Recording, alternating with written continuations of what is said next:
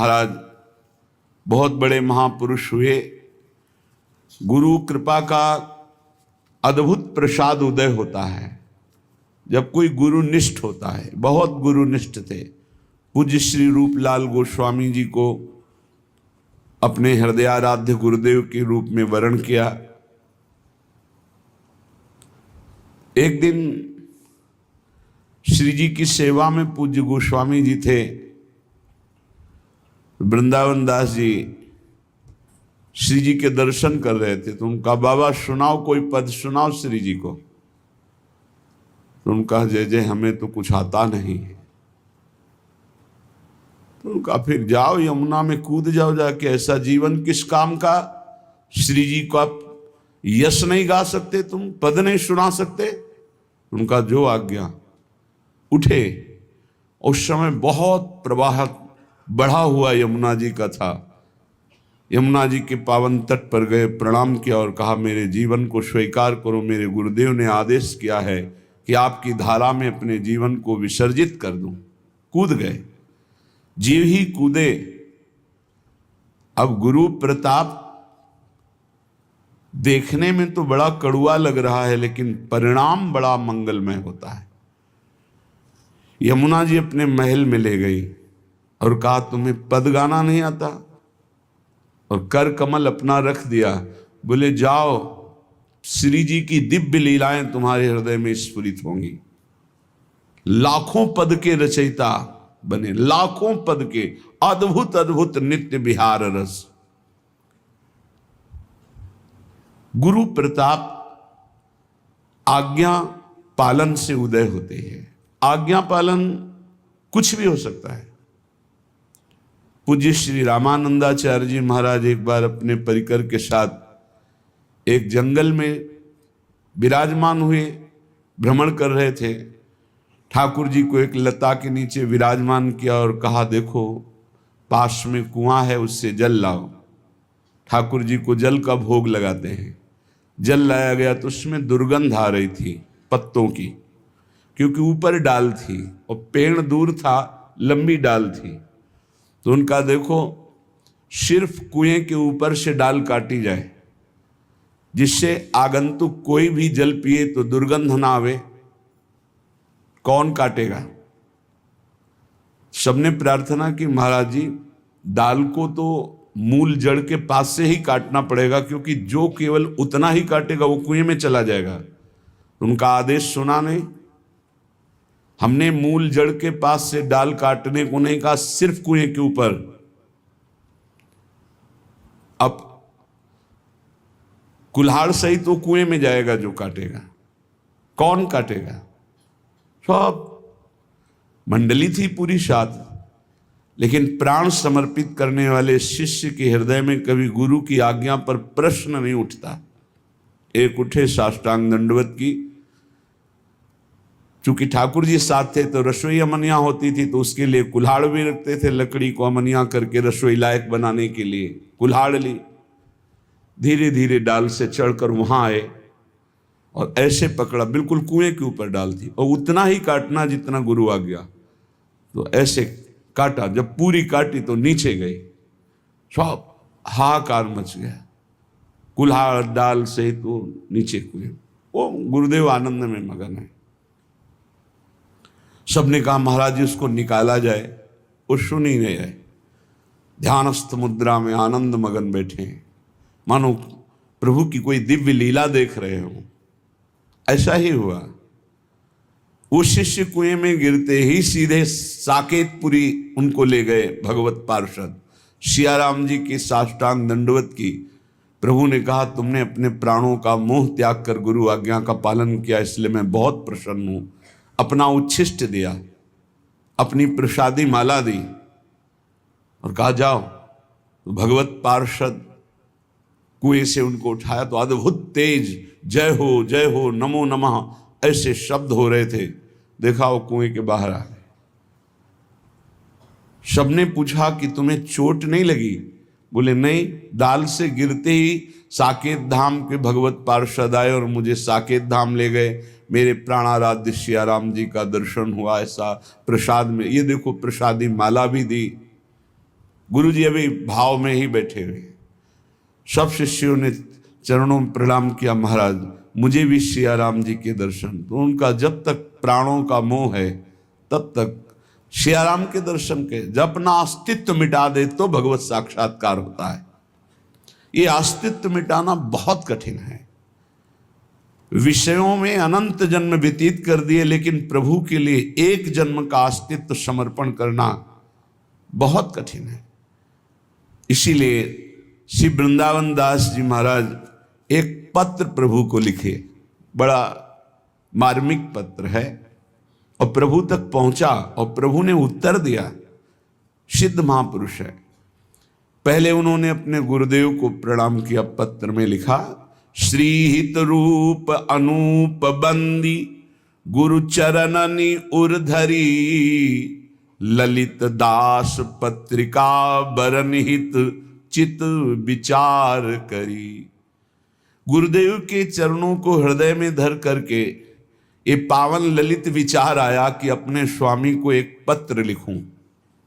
श्री हरिवंश प्रशंस सुमति दायक जु सहायक, प्रथम तिनहि आराधि महत गुण जुत सब लायक। सबसे पहले आचार्य श्री हरिवंश महाप्रभु के महत गुणों से युक्त जो महिमा है उसको मैं प्रणाम करता हूं। उन्हीं की आराधना से मेरे हृदय में कुछ भाव आए हैं, और प्रभु ने जो उत्तर दिया बहुत सुनने लायक है, बहुत काम लायक है। सिद्धि श्री विराजमान सर्वोपरि सब गुण आलय, समस्त सिद्धियों के आलय, समस्त गुणों के आलय हमारे जो लाडली लाल राधा वल्लभ लाल है, उनको प्रणाम करके उनका सुमिरन करके मैं श्री गुरु मुख सुनी प्रीति दीनन सो पाले। मैंने ऐसा गुरु मुख से सुना है कि हमारे राधा वल्लभ लाल दीन जनों को बहुत प्यार करते हैं, और मैं बहुत दीन हूं। देखो पद्धति, देखो सबसे पहले गुरु चरणों में नमन, फिर आचार्य चरणों में नमन, फिर इष्ट चरणों में नमन, फिर उनके स्वभाव और प्रभाव को नमन। श्री निवास शोभा निवास पुण्य सुख निवास अति, महिमा महत निवास अखिल ब्रह्मांडन गतिपति। पत्र लिख रहे प्रभु, आप समस्त ऐश्वर्य वैभव के निवास स्थान हैं, समस्त शोभा आप में निवास करती है, और समस्त सुख भाव सुख आप में ही है। शांत रस, दास्य रस, सख्य रस, वात्सल्य, गोपी भाव, सहचरी भाव, ये सब आप में ही है। अमित महिमा आप में निवास करती है। आप अखिल ब्रह्मांडों के स्वामी हैं। सकल धर्म को मूल निपट अनुकूल मस्वत्थम प्राहुरभ्यम। हे समस्त धर्मों के मूल, मैंने आपके स्वभाव को सुना है कि आप अपने दासों के सदैव निपट अनुकूल रहते हैं। वो कैसा भी हो आप उसके अनुकूल रहते हैं, और जिसके अनुकूल मंगल भवन अखिल ब्रह्मांड नायक प्रभु हो, उसका बाल बांका कौन कर सकता है। नाथ, मेरे हृदय में इसीलिए उत्साह बढ़ा है कि मैं आपको अपनी दशा पत्र से सूचित करूं। परम चतुर कौतुकी पीर जन मन की जानो, तुम्हें भजे जो कहूं दाहिनी के पहचानो। हे प्रभु, आप परम चतुर हो, नागर हो, और बड़े कौतुकी हो, खेल खेल में अनंत ब्रह्मांड रच देते हो। हमने सुना है कि आप अपने जन के मन की पीर को बहुत सूक्ष्मता से देखते हैं। आपको पता, आप परम चतुर हो, नागर हो, और बड़े कौतुकी हो, खेल खेल में अनंत ब्रह्मांड रच देते हो, देखते हैं। आपको पता होता है कि आपके जन के हृदय में क्या पीड़ा हो रही है। प्रभु आपके स्वभाव को सुना कि जो तुम्हें भजते हैं वो कहीं भी हों, कोई भी हो, आपकी दृष्टि में रहते हैं। विश्वास करो, आप भगवान की दृष्टि में हैं। पूज्य वृंदावन दास जी कह रहे, आपका अमित प्रभाव सुना है और स्वभाव जाना है। स्वभाव यह है कि आप अपने जन के हृदय की पीड़ा को प्रतिपल देखते रहते हैं। इसका मतलब उनसे पास होकर दुख आता है, वही विधान रचते हैं, है मंगल विधान। और कोई कहीं भी आपको भजे वो आपकी दृष्टि में रहता है। तुम्हें भजे जो कहूं ताहिनी के पहचानो, शीलवंत गुणवंत सदा जनपन को लर्जत। आप बड़े सहनशील हैं। अपने लोग हजारों गलतियां करते हैं, लेकिन प्रभु हमारी गलतियों की तरफ ना देखकर थोड़े से भाव की, हे स्वामी मैं आपका हूं, बस इस बात की लाज रखने के लिए वो हमारी आध्यात्मिक उन्नति करते रहते हैं। ये हमारी आध्यात्मिक उन्नति हमारी साधना से नहीं हो रही, कृपा से हो रही है। प्रभु आप गुण समुद्र हैं और आप अपने जन की लाज रखने वाले हैं। एक रावरी बाह भक्त त्रिभुवन में गर्जत। एक केवल आपकी बाह के भरोसे होकर भक्तजन त्रिभुवन में गर्जना करते हैं। अभयद भुज दंडमूल पीन अंश सानुकूल कनक निकसी लसित कूल दामिनी धर की। प्रभु की भुजाएं फड़कती रहती है अपने भक्तों की रक्षा के लिए। अभयद भुज दंडमूल, हे रावरे, हे प्रभु, आपके बाहुबल से सुरक्षित होकर भक्तजन त्रिभुवन में गर्जना करते रहते हैं। महातेज बलवीर धीर धर को समबियो। आपके समान कोई तेजस्वी नहीं हो सकता, क्योंकि जो तेज अग्नि में, चंद्रमा में, सूर्य में जो जितने भी तेजों में हैं वो सब आपके अंश से हैं। और हे बलवीर, आपसे ही बल प्राप्त करके बड़े बड़े लोकपाल, बड़े बड़े देवता बलवान हैं। प्रभु आप जैसा धैर्यवान कौन हो सकता है? दूसरा कोई ऐसा धैर्यवान स्वामी है ही नहीं। जरा सी प्रतिकूलता हो तो सेवक से अपने चित्त को हटा लिया जाता है, लेकिन हजारों प्रतिकूलताएं करे पर मेरे हरि, मेरे लालजू महाराज कभी उसकी तरफ से चित्त नहीं हटाते।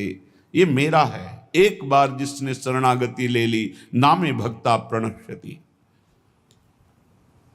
परम स्नेहिनु हे तू कहा नहीं साको कियो। प्रभु आप अपने प्रेमी जनों के लिए क्या क्या नहीं बन गए।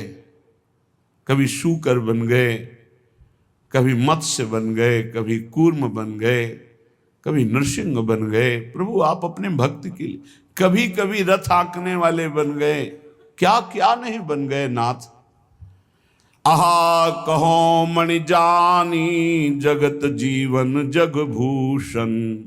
मैं कुछ कहना चाहता हूं प्रभु आपसे। आप संपूर्ण जगत के जीवन हो, आप संपूर्ण जगत के प्राणधन हो